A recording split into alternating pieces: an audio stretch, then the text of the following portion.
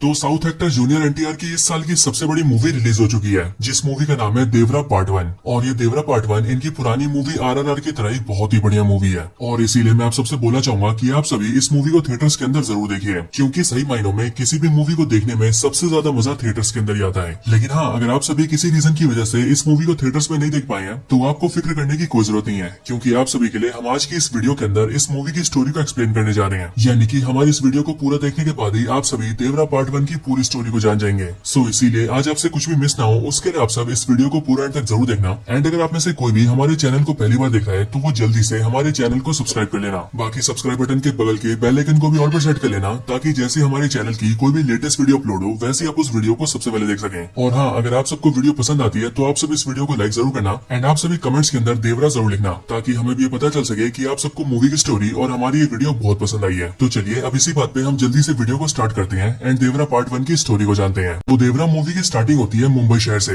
जहाँ पर हम ये देखते हैं कि मुंबई शहर के पुलिस हेडक्वार्टर्स के अंदर एक मीटिंग चल रही होती है। इस पुलिस मीटिंग के अंदर एक मिनिस्टर सारे आईपीएस ऑफिसर्स के साथ मीटिंग कर रहा होता है और यहाँ पर ये मिनिस्टर सारे आईपीएस को ही बताता है कि हमारी कंट्री के अंदर दो बहुत बड़े टेररिस्ट हो चुके हैं और इन दोनों का नाम है दया और यति। और ये दोनों टेररिस्ट यानी कि दया और यति एक दूसरे के भाई हैं, जिनमें से दया बाहर रहता है और यति इंडिया के अंदर से ऑपरेट करता है। लेकिन इन्हीं दोनों को लेकर अभी हाल ही में ये इंटेलिजेंस मिली है कि इन दोनों को अभी हाल ही में अरब कंट्रीज से बहुत सारी फंडिंग मिली है। एंड इसीलिए हमारे देश की इंटेलिजेंस ये कहती है कि ये दोनों आतंकवादी हमारे देश के अंदर इलीगल तरीके से बहुत सारे बम, मिसाइल्स, गन्स, बुलेट्स और ड्रग्स लेकर आने वाले हैं। हालांकि ये लोग ये सारा सामान इलीगली काफी टाइम से ला रहे हैं, लेकिन अब हमें ये खबर मिली है कि अब ये दोनों आतंकवादी ये सारा इलीगल सामान बहुत सारी मात्रा में लेकर आने वाले हैं। और फिर इसके लिए वो मिनिस्टर सारे आईपीएस ऑफिसर से कहता है कि हमें कुछ भी करके उन्हें रोकना ही होगा। अब इसके बाद ही इसी मीटिंग के अंदर ये फैसला किया जाता है कि पुलिस डिपार्टमेंट को जल्दी से जल्दी ये पता करना होगा कि आखिरकार ये सारा का सारा इलीगल कंसाइनमेंट इंडिया के अंदर आ कैसे रहा है। एंड फिर इसी चीज को देखने के लिए पूरा पुलिस डिपार्टमेंट मिलकर एक आईपीएस ऑफिसर को ये पूरा केस देते हैं। और वैसे इस ऑफिसर का हमें नाम तो नहीं बताया गया है, लेकिन ये ऑफिसर है साउथ एक्टर अजय। केस मिलने के बाद ही एक्टर अजय यानी कि आईपीएस ऑफिसर जल्दी से अपने ऑफिसर्स की टीम बनाता है एंड फिर वो जल्दी से अपने केस के ऊपर इन्वेस्टिगेशन स्टार्ट कर देता है। इन्वेस्टिगेशन के अंदर आईपीएस ऑफिसर को यति का एक आदमी मिलता है एंड फिर जब वो लोग उसे पकड़कर उसे टॉर्चर करते हैं तब वो आईपीएस ऑफिसर अजय के सामने इस बात को रिवील करता है कि वो आतंकवादी दया और यति के लिए काम करता है, लेकिन उसने 3 महीने से उन्हें देखा नहीं है। लेकिन यहीं पर ही आईपीएस अजय उससे पूछता है कि आखिरकार वो लोग इन सारे इलीगल सामान को इंडिया के अंदर लेकर कैसे आते हैं, क्योंकि जाहिर है जब भी वो लोग शिप से इंडिया के अंदर इस सामान को लाने की कोशिश करेंगे तब इंडिया के कोस्टल एरियाज पर और पोर्ट्स के ऊपर कोस्टल गार्ड्स उन्हें घेर लेंगे और उनकी चेकिंग से वो लोग बच नहीं पाएंगे। पर यह सुनकर यति का जो आदमी होता है वो आईपीएस अजय को ही बताता है कि असल में उनका जो भी इलीगल सामान इंडिया के अंदर आता है उसे वो लोग शिप से तभी उतार लेते हैं जब शिप पानी के अंदर होता है, और इसीलिए जब शिप पोर्ट तक पहुंचता है तब कोस्टल गार्ड ऑफिसर्स को उसमें कुछ भी नहीं मिलता है। लेकिन आईपीएस अजय इस बात को सुनकर बहुत ज्यादा शॉक हो जाता है, क्योंकि एज ऑफ कोर्स बड़े बड़े शिप के कंटेनर्स को पानी के बीच में उतारना बहुत ही मुश्किल काम है। पर यह सुनकर यति का आदमी आईपीएस अजय को बताता है कि एक्चुअल में उनके सारे इलीगल कंसाइनमेंट वाले जो शिप है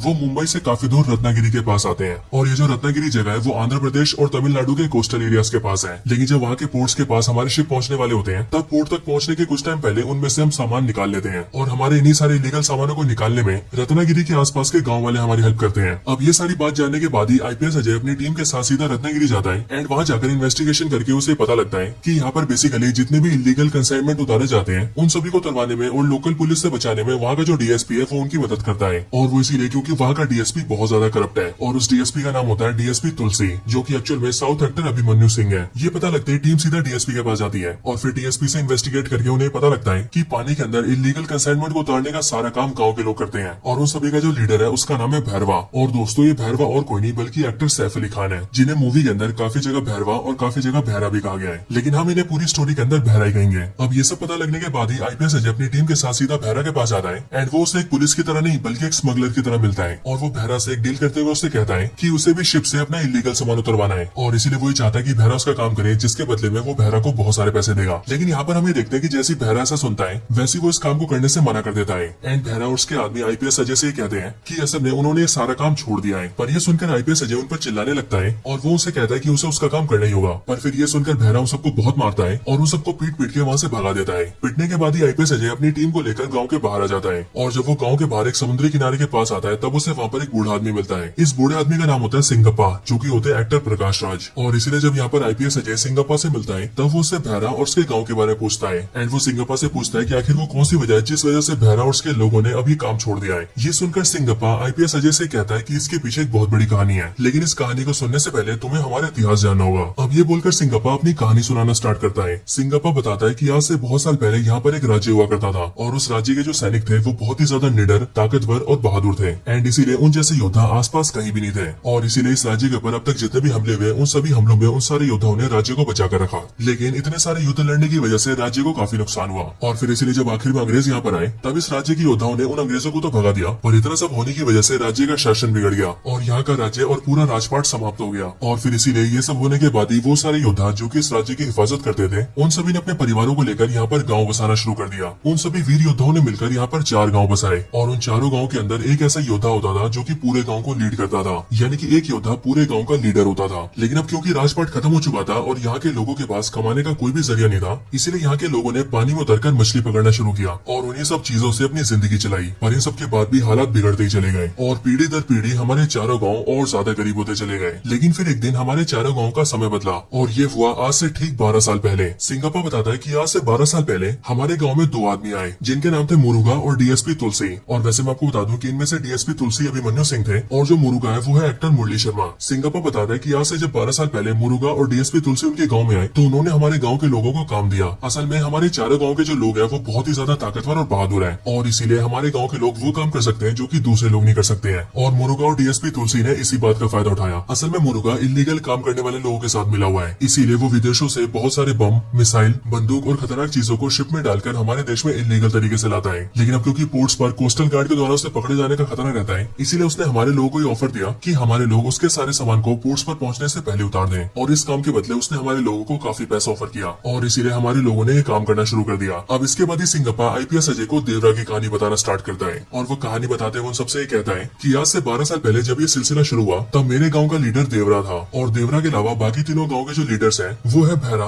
कुंजारा और रैयप्पा। और चारों गाँव के इन सारे लीडर्स ने मिलकर अपने सारे आदमियों को इकट्ठा किया एंड फिर उन सबने मुरुगा के कहने पर उसका काम करना शुरू कर दिया। अब इसके आगे सिंगापा की कहानी में हमें देवरा की फैमिली के बारे में पता लगता है, जहाँ पर हम ये जानते हैं कि देवरा की फैमिली में उसकी वाइफ है, देवरा की मदर है, देवरा का एक बेटा है जो कि 12-13 साल का है और इसके साथ ही देवरा की वाइफ प्रेग्नेंट भी है, जिस वजह से आगे चलकर देवरा को एक बेटी भी होती है। देवरा अपनी फैमिली के साथ अपनी लाइफ में बहुत खुश होता है और जो काम देवरा और उसके लोग कर रहे थे उनसे उन्हें काफी अच्छा पैसा मिल रहा होता है, इसीलिए चारों गाँव की जिंदगी काफी अच्छी चल रही होती है। लेकिन कहानी में आगे हम ये जानते हैं कि जो सैफ अली खान का कैरेक्टर है यानी कि भैरा, वो देवरा से बहुत ज्यादा जलता है और ऐसा इसीलिए क्योंकि देवरा के खुद के गांव के साथ साथ बाकी के तीनों गांव भी देवरा की बहुत ज्यादा इज्जत करते हैं। और सिर्फ ये नहीं बल्कि चारों गांव के सारे लोग मिलकर हर साल एक खास पूजा करते हैं जिस पूजा का नाम है शस्त्र पूजा। एंड बेसिकली इस शस्त्र पूजा के अंदर चारों गाँव से 2-2 योद्धा भाग लेते हैं और जिस गाँव का योद्धा आखिरी तक टिका रहता है और सारे लोगों को हरा देता है वो इस प्रतियोगिता को जीत जाता है और जो भी इसे जीतता है उसे इनाम के तौर पर सारे पूर्वजों के हथियार मिलते हैं, यानी कि वो सारे शस्त्र जिन्हें उनके पूर्वजों ने इस्तेमाल किया होता है। एंड इसलिए जीतने वाला इन सारे शस्त्रों को अपने घर में रखता है और ये इन सब के लिए बहुत सम्मान की बात होती है। और यहाँ पर हमें पता लगता है कि बीते बहुत सालों से शस्त्र पूजा की प्रतियोगिता को हर बार देवरा ही जीतता है एंड इस रीजन की वजह से भी भैरवा देवरा से बहुत ज्यादा नफरत करता है, लेकिन सामने वो हमेशा ये दिखाता है कि वो देवरा का दोस्त है।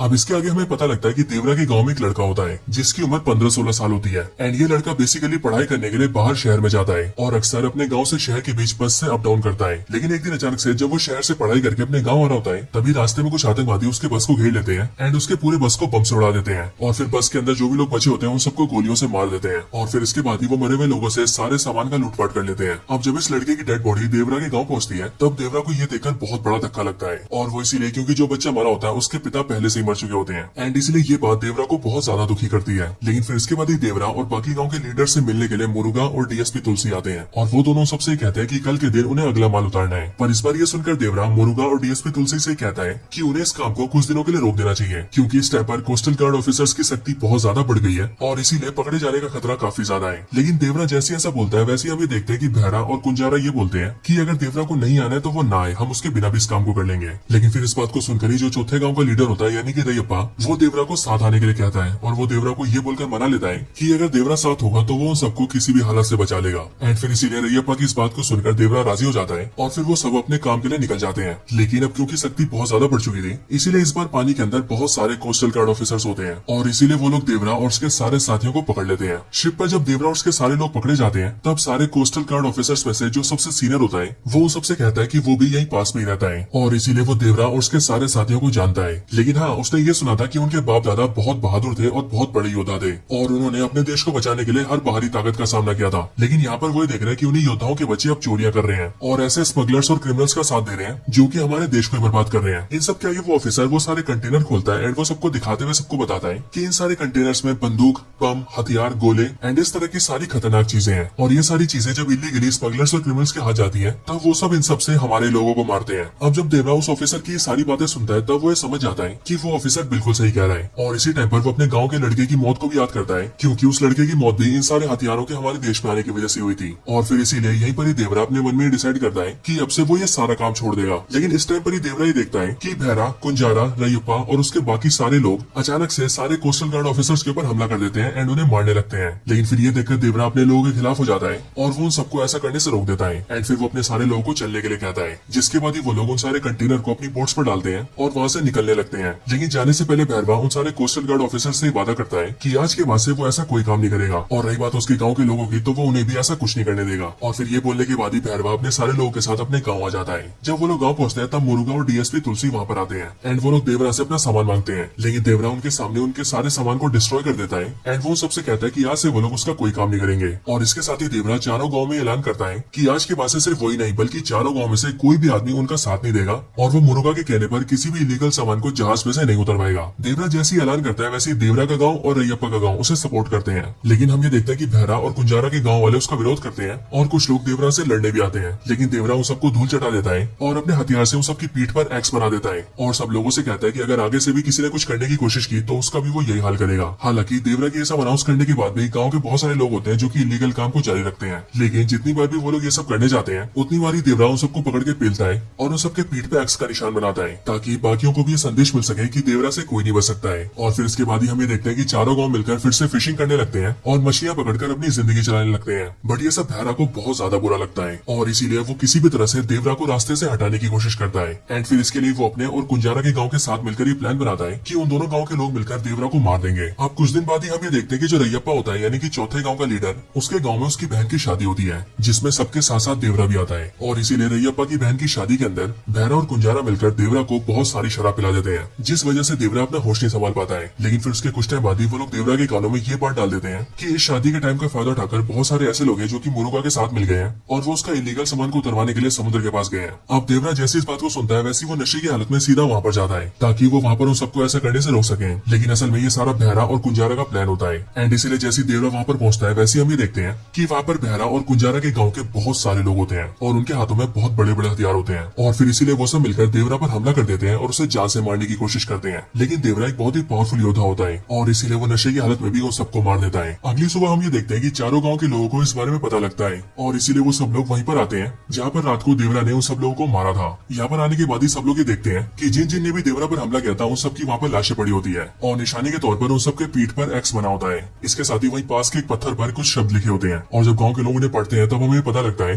कि वो असल में देवरा ने लिखा है। उन शब्दों को पढ़कर हमें पता लगता है कि देवरा अब गाँव छोड़कर चला गया है और इसीलिए अब से वो दूर रहकर ही चारों गाँव की निगरानी करेगा एंड आगे से जो भी फिर से इलीगल काम करने की कोशिश करेगा देवरा उन सबको भी जान से मार देगा, बिल्कुल उसी तरह से जिस तरह से उसने इन सबको मारा है। अब हालांकि ये सब होने के बाद भी गांव के काफी सारे लोग फिर से वो इलीगल काम करने की कोशिश करते हैं। लेकिन वो लोग जितनी बार भी ऐसा करने की कोशिश करते हैं उतनी बार देवरा उन सबका वही हाल करता है जो हाल उसने पहले वाले लोगों का किया था। एंड इसीलिए चारों गाँव में डर बैठ जाता है कि देवरा किसी को नहीं छोड़ेगा। इसीलिए हम ये देखते हैं कि चारों गाँव मिलकर ये सारे काम छोड़ देते हैं और वो लोग फिर से फिशिंग स्टार्ट कर देते हैं। और फिर इसी तरह से 10-11 साल बीत जाते हैं जिसके बाद ही देवरा का जो बेटा होता है जिसका नाम वरा होता है वो भी जवान हो जाता है और वो भी बेसिकली अपने बाप देवरा जैसे ही दिखता है क्योंकि ये भी जूनियर एनटीआर ही होता है। लेकिन हाँ दोस्तों, यहाँ पर हमें पता लगता है कि जहाँ पर देवरा एक बहुत ही बड़ा वीर था वहीं पर ही देवरा का बेटा वरा डरपोक होता है और इसीलिए वो किसी से भी लड़ाई झगड़ा नहीं करता है। लेकिन इसी टाइम पर हम भैरा को भी देखते हैं जिसके मन में देवरा को लेकर गुस्सा और ज्यादा बढ़ चुका होता है और इसीलिए उसके गाँव के जिन भी लोगों को देवरा ने मारा होता है वो उन सबके बच्चों को इकट्ठा करके एक आदमी बनाता है एंड बचपन से उन्हें ट्रेन कर करके जवानी तक उन्हें ऐसा बना देता है कि मानो वो सारे के सारे किलिंग मशीन हो गए हो। और भैरा उन सबको ऐसे इसीलिए तैयार करता है ताकि जब भी उसे देवरा मिले तो वो उन सबके जरिए देवरा को खत्म कर दे। अब इसके आगे हम ये देखते हैं कि गाँव में सब कुछ ठीक चल रहा होता है, सब लोग अपना काम कर रहे होते हैं और जब जब कोई भी लोग इलीगल काम करने की कोशिश करते हैं और समुद्र में आते हैं तब हर बार देवरा उनका वही हाल करता है जो उसने पहले वाले लोगों का किया था।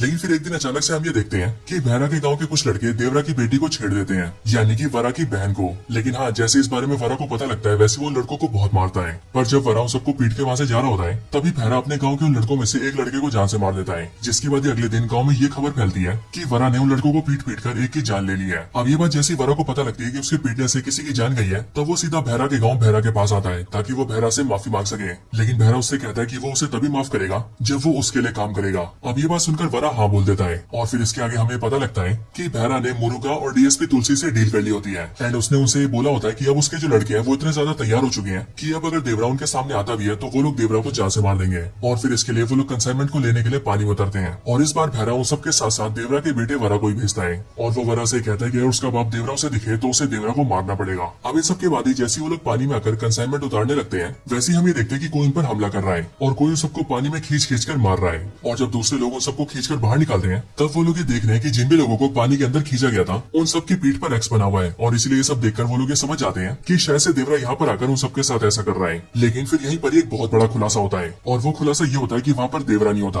बल्कि देवरा का बेटा वरा ये सब कर रहा होता है। और फिर जब वो उन सारे लोगों की पीठ पर एक्स बना देता है और उन्हें बेहोश कर देता है तब वो सबको शिप में डालकर तट पर ले आता है और तब उससे वहाँ पर मिलने आते हैं प्रकाश राज यानी कि सिंगप्पा एंड फिर यहाँ पर आकर स्टोरी खुलती है और हमें पता लगता है कि असल में जिस रात सारे लोगों ने देवरा पर हमला किया था उसी रात को देवरा की मौत हो गई थी। लेकिन देवरा के बेटे वरा ने और सिंगप्पा ने दोनों ने मिलकर देवरा को मरने के बाद भी उसे किस्से कहानियों में जिंदा रखा ताकि चारों गाँव के मन में जो डर है वो डर बना रहे और कोई भी गलत करने से पहले 100 बार सोचे। और सिर्फ ये नहीं बल्कि देवरा के मरने के बाद जितने भी लोगों के साथ हमें ऐसा लगा कि उन्हें देवरा ने मारा है उन सबको भी असल में वरा नहीं मारा था। लेकिन ये सारी बातें जानने के बाद ही जब हमें पता लगता है कि देवरा की मौत हो चुकी है और देवरा उसी दिन मर गया था जिस दिन उन लोगों ने देवरा पर हमला किया था तब यहाँ पर एक बहुत बड़ा सवाल उठता है और वो इसीलिए क्योंकि उस दिन देवरा से लड़ने के लिए जो भी लोग आए थे देवरा ने उन सबको मार दिया था। तो आखिरकार उन सबको मारने के बाद भी देवरा की मौत कैसे हुई और आखिरकार वो कौन था जिसने देवरा को मारा होगा। सो एंडिंग में हमें इसका भी आंसर मिलता है और हमें पता लगता है कि उस दिन जिस दिन देवरा ने उन सबको मार दिया था तब उन सब के बाद देवरा से मिलने के लिए वहाँ पर देवरा का बेटा वरा आया था और देवरा के बेटे वरा ने देवरा को चाकू मार के जान से मार दिया था। यानी कि देवरा का कातिल और कोई नहीं बल्कि देवरा का बेटा वरा है जिसने सिर्फ 13-14 साल की उम्र में अपने पिता देवरा को मार दिया था। लेकिन दोस्तों जैसे हमें इस सवाल का जवाब मिलता है वैसे ये मूवी एंड हो जाती है और अपने साथ ये सवाल छोड़ जाती है कि आखिरकार देवरा के बेटे वरा ने देवरा को क्यों मारा। लेकिन हाँ हमें इस बात का जवाब मिलेगा देवरा पार्ट 2 के अंदर। वैसे ये बिल्कुल बाहुबली जैसा हुआ है क्योंकि बाहुबली 1 देखने के बाद सबके मन में भी यही सवाल था कि आखिरकार कटप्पा ने बाहुबली को क्यों मारा और अब बिल्कुल वैसे ही देवरा मूवी देखने के बाद भी सबके मन में यही सवाल रहेगा